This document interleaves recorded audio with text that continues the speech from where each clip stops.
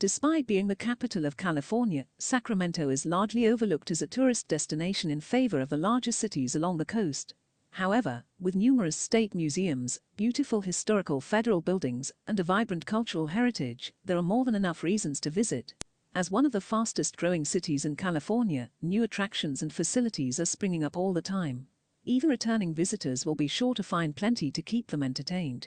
In today's video we will be looking at what the various districts of Sacramento City have to offer, and which are best suited for your personal needs and preferences, to help you decide where to stay in Sacramento.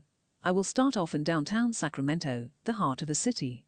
As the main city center, downtown is where you will find much of Sacramento's hospitality, shopping, and entertainment. You will have a wide array of restaurants and cafes to choose from. One of the main attractions in the area is California State Capitol Park. The manicured park contains various monuments and memorials, a rose garden, and a desert garden, all connected with winding pathways. At the west end of the park sits the Grand State Capitol building, which houses both the local government and a public history museum.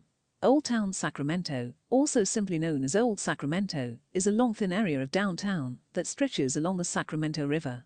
Home to the old waterfront, much of this area is protected as a state historic park and National Historic Landmark District.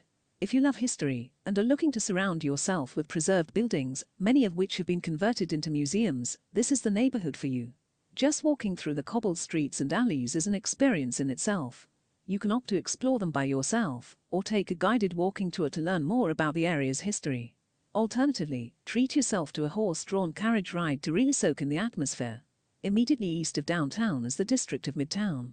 Just as central, Midtown is just a little less touristy, with fewer attractions aimed at visitors, and more of a hip local vibe. With a bohemian, hipster atmosphere throughout the neighborhood, it's no surprise that Midtown is central to Sacramento's art scene. You can find numerous art galleries and studios scattered across the area, displaying works in a range of mediums and genres. The Kennedy Gallery is a particularly interesting location, boasting 3 floors of gallery, studio, and event space in a lovely old classical mansion. If you aren't overly concerned with staying right in the city center, the affluent suburb of East Sacramento poses an upscale alternative.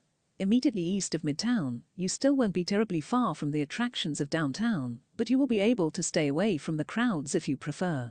East Sacramento is much less tourist-centric than the previous districts I've mentioned.